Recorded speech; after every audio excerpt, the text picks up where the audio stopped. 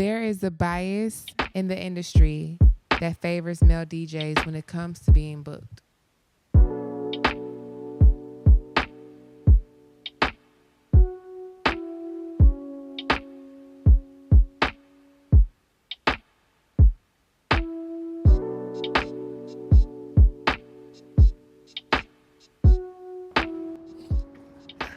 I think that question, it's not 100% obviously.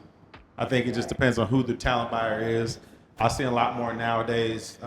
DJs have gone not into a retirement space, but like in this really space of like trying to evolve from just being talent into being a decision maker. And so I see like those same people giving more qualified women talent that fit the bill for what they're trying to put out there as a product for their events, parties, and so forth. I see a lot more opportunity, a lot more women continue to thrive on a consistent basis. So it's not like a shock to see a woman DJ that is able to be up there and rock and still feel the same thing you see if a male dude was just as talented. But do think that there's still a big pocket of people that probably overlook, um, you know, women DJs to an extent over, or they prioritize another male. I don't know if it's that cut and dry, but consequently, I should say, it happens to be a thing, and it's a thing because again, with the same thing when we talk about, it could just be what's going to sell tickets. It could just be that a lot of DJs now, whether they're just DJing at a bar, they're always going to want to know who's going to have the marketability. And sometimes, it could just be that the girl looks cute, but then doesn't have as many followers as the guy that could just routinely bring somebody, so he might choose them too. So to be fair, it's not, there's factors that go along with it that are fair factors and metrics that we all can probably agree with if we discuss them.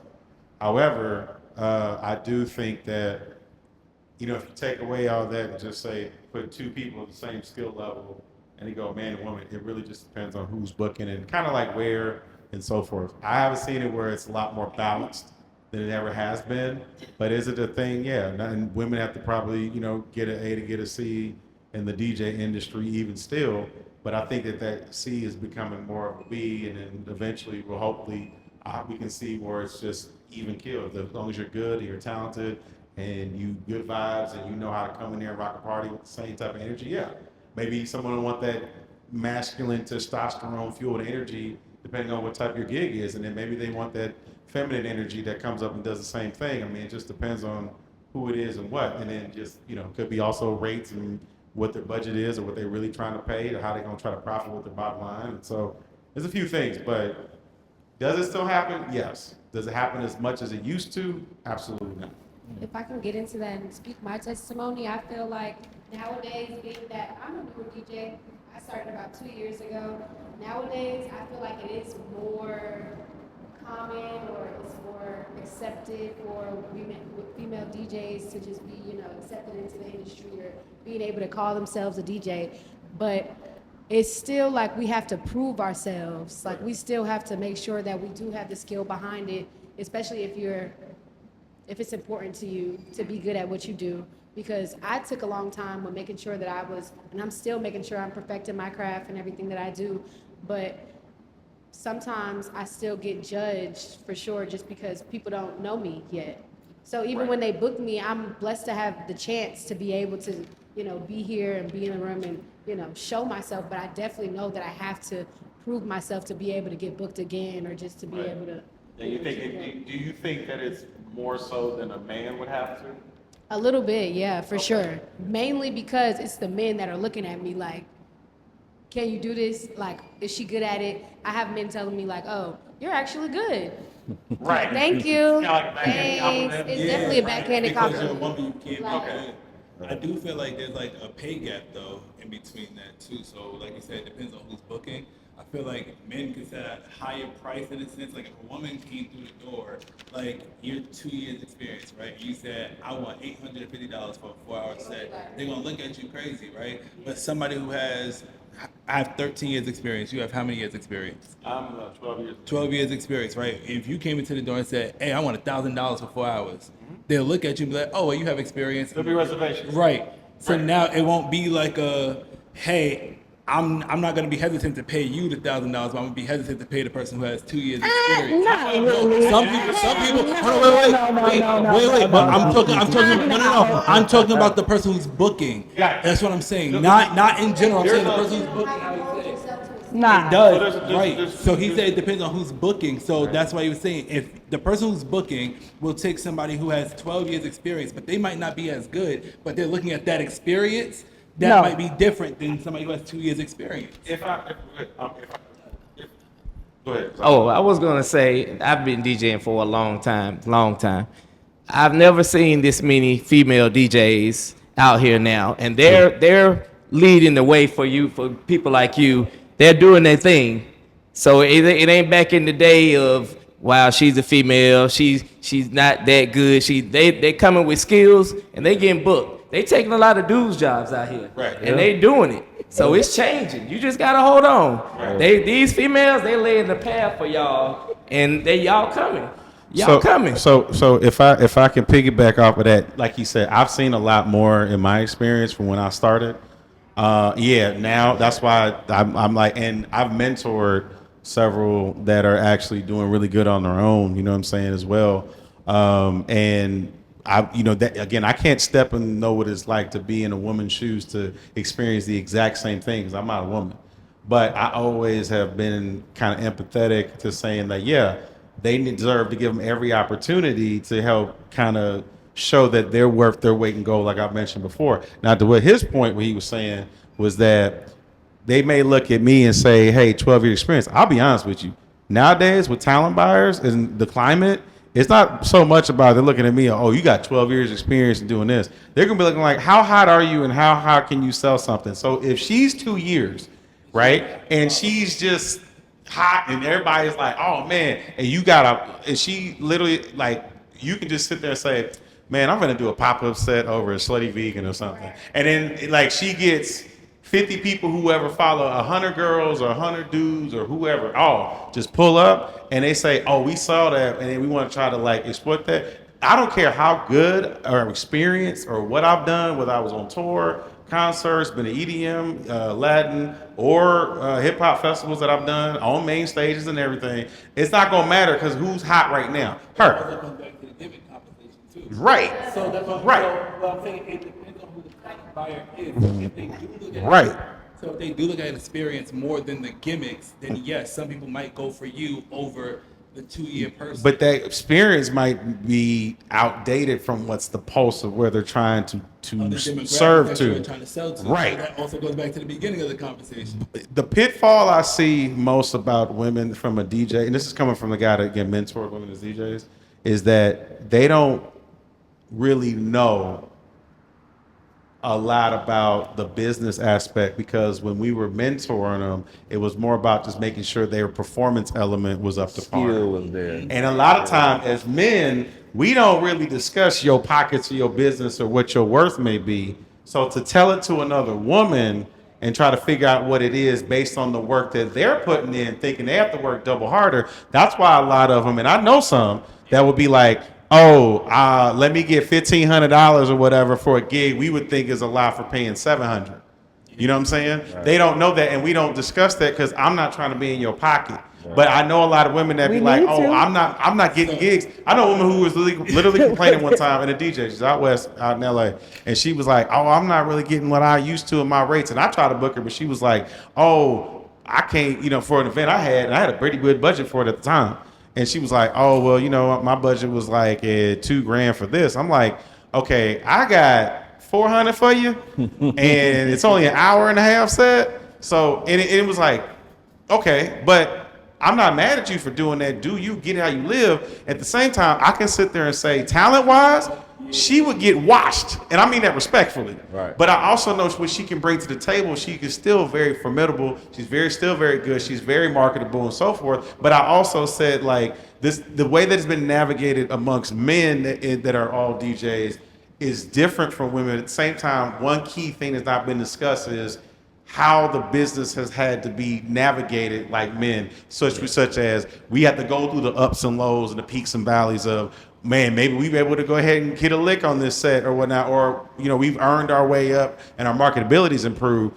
But it's always a constant stream of up and down, not just a straight line where most people think, oh, once I'm here, I'm already this, and no one's educating women on that. And from a man's point of view, they're leaving them left to kind of fend for themselves. And if you have one opportunity that's just that, no, they're gonna think about that and be like, oh, he way too expensive. So when something comes back, they're not gonna sit there and say, hey, let me go try to hit him up, see if we can talk him down. They're like, oh, he just we can find something else. Right. And then they lose out, and it just keeps on piling on and piling on through everyone feeling it and saying like the women aren't really getting what they are because we haven't. I think as men, because of where we've been, the position we've been in, haven't done a good job mentoring women on the business side of it too, and telling them that hey, you can actually elevate to higher than what I did, but then male egos can get involved if you don't have it checked. I want to add to that too, though, because the girl I was talking about before, the one that I help out and everything like that too, we did an event together, and they paid her like $300 less. Right. I ended up telling them, hey, cut my pocket in half and give her the money. Right. Because she's new. I'm not fiending for, dollars and things like that. But I also told her, I'm like, yo, I had to carry people's equipment in order to DJ for 10 minutes, 30 minutes and do stuff for free. I'm like, you might have to throw your own event and see what your baseline is like. How many people can you pull out? What's your market looking like? And what is your demographic? But realistically, like you said, they're not educated enough on the finances of it, the marketability of it, and things like that. So I think that comes into us being able to help them out. But also it comes into people got to put their egos aside to take the constructive criticism, to not be assholes and feel like, hey, I'm doing this. I don't need your fucking help. Realize that they might surpass you. Yeah, like, and I don't care about that. Like, my thing is, like, people are going to surpass people. Like, when you look at basketball players, records are meant to be broken. Right. So at the end of the day, somebody's going to pass you some way, somehow. Right. So you just got to teach them. Right. So what y'all telling me is that women don't know like the women that y'all are mentoring don't know the business? That's all I heard. We're saying how the business was before and how it's elevating now. It's our job. All that shit sounded like bullshit. Nah, it's not though. No. It's like yes. It's not. For one, it's just like I feel like y'all are. Oh, I'm a male. I'm a woman. Male woman type. Business is business. Business don't have no sexuality. But hold on, let me speak because I let y'all talk. Thank you, please. Now, men typically do get paid more than women. That's just how it is. You know what I'm saying? But y'all sitting here talking about y'all can't educate a person on how to discuss their rates. When I was coming up, I got taught by male DJs. I was following around male DJs. But I would ask, what is good? I'm coming in, as a beginner. I'm from Florida originally, so we call it the early vibe. Right. During the early vibe, what should I ask for to play for that hour or whatever? And they had no problem saying, all right, you just starting. This was back in like 2012. And depending on the venue, they would gauge it. So why do y'all feel like y'all couldn't? I never said we couldn't. I said we didn't do a good job. Good job. Yeah, that's what he said. Male DJs are judged more on skills than appearance.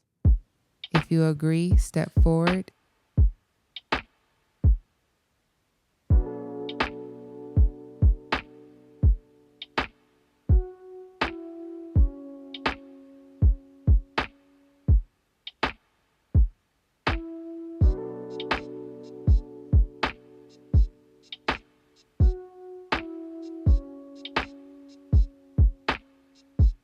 Me personally, I think, you definitely get judged more on your skill as a man than being a woman, because I got a lot of DJ buddies and they ugly to me.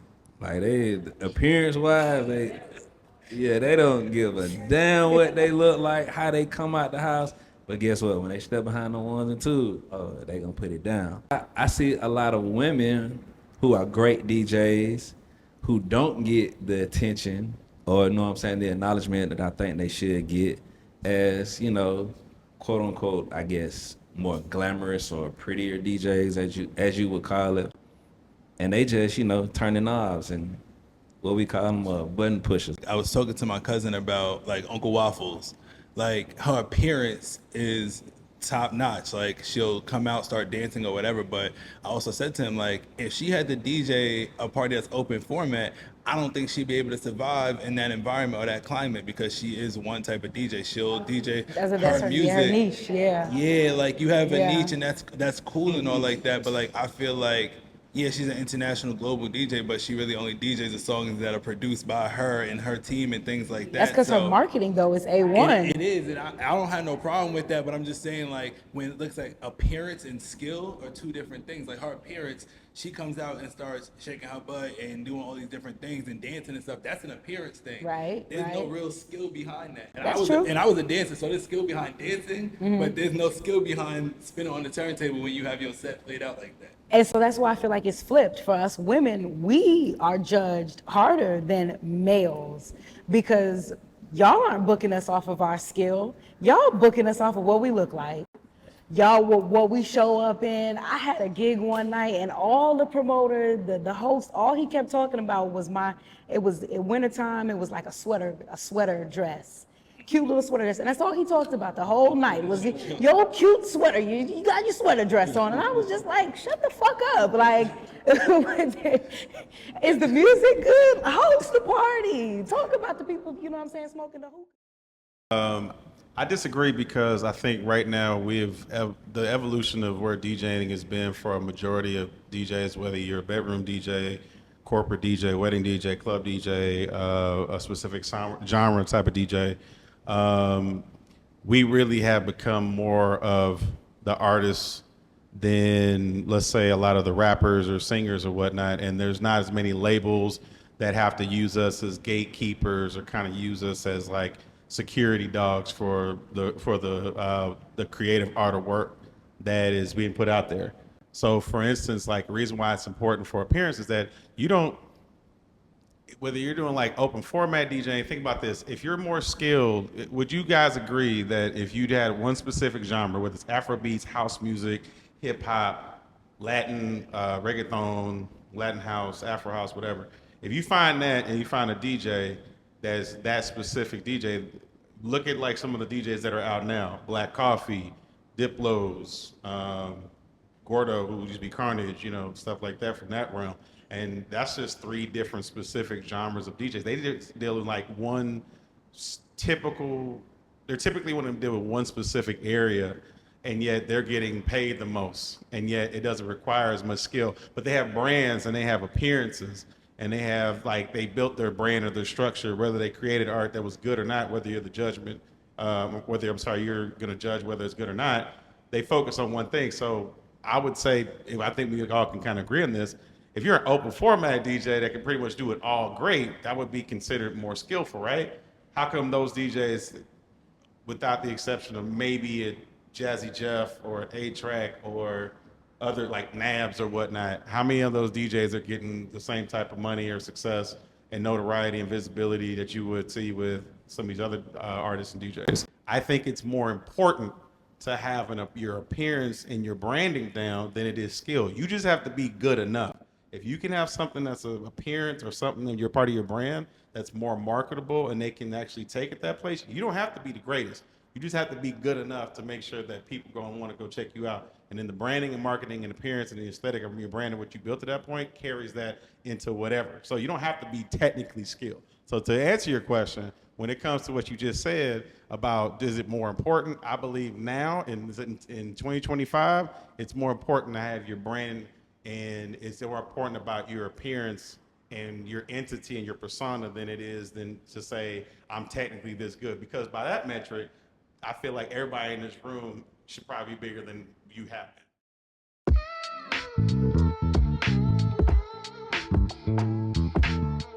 I've seen a female DJ treated as a gimmick.